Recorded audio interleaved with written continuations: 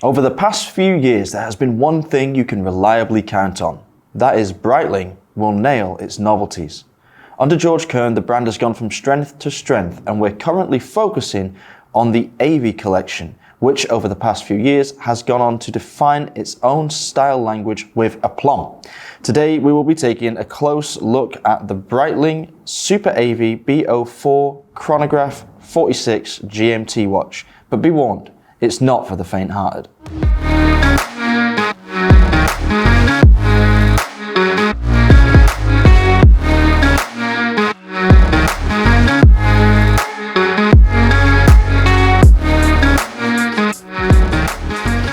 Using the original 1953 released reference 765 as its base, Breitling has released 5 new watches celebrating iconic fighter planes.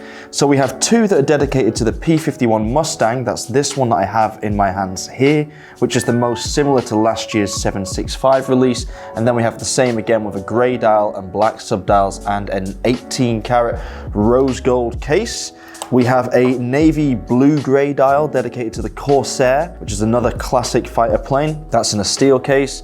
Over here we have the Curtiss P40 Warhawk in a green, military drab green dial, and on my wrist we have the British icon, the MOSQUITO, which is a black dial, the only one of these models with a black bezel and a very distinctive red handset.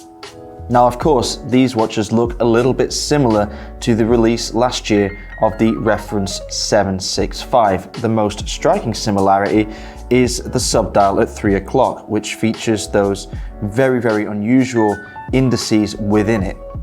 There is one major difference, however, between 2020's release and this new capsule collection, and that is the size of these cases.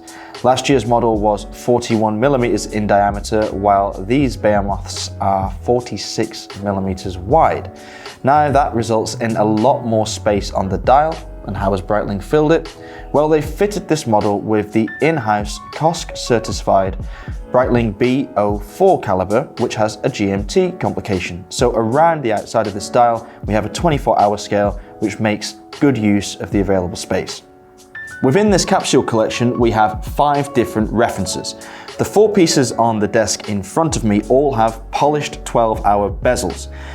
I don't love this aesthetic trick because it reminds me of the early 2000s era of the brand, which was very bombastic and a bit in your face, not so demure or suitable to fans of heritage pieces like myself. I have chosen, therefore, the MOSQUITO version, not just because it's British, but also because it has this black bezel which shrinks it on the wrist slightly. Now that's important for a guy like me because my wrist is only 16.5 centimeters in diameter, and this is a 46cm wide watch. Its lug to lug, however, is a quite wearable 51.5mm. The interesting thing about it, though, is perhaps its height, which is 15.9mm. Now that's a little bit thinner than you might expect for a watch of this diameter, leading some of my colleagues to suggest that it wears like a pancake. Now I wouldn't go that far, but I would say that even if you are of the smaller wristed persuasion as I am, it's worth getting these on your wrist to see how they mesh with your overall build. It comes down a little bit more maybe to forearm shape or your height than it does just your wrist size alone. Now, while the MOSQUITO version is definitely my favorite, I do have a least favorite, and that is this one. This is the 18 karat rose gold version. Why is it my least favorite? Simply because it is the heaviest of the bunch, quite unsurprisingly, given it's made of gold.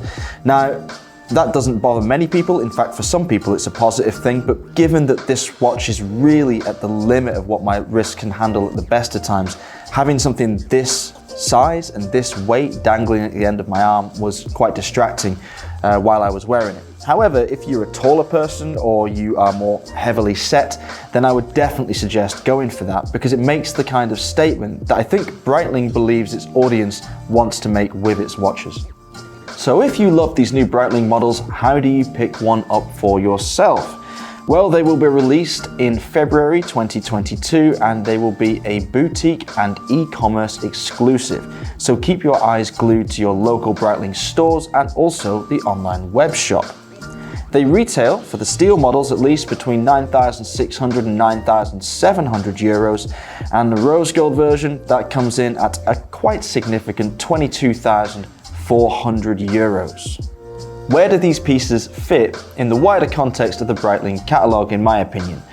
Well, they are very large pieces at 46mm across, and given the wealth of options Breitling has released in recent years at more diminutive and, shall we say, versatile diameters, I would probably look elsewhere myself within the collection, but I know there are a great many people within the team at Fratello and friends of mine as well that have commented they are glad to see Breitling moving back towards this larger diameter, more aviation-focused style of watch. So who knows, this could be the game changer Breitling have been looking for to tap into their old personality and mesh it perfectly with the new one they've been building under George Kern. Thanks for watching this video. If you've enjoyed it, please hit the subscribe button and leave us a comment below. We'll see you next time.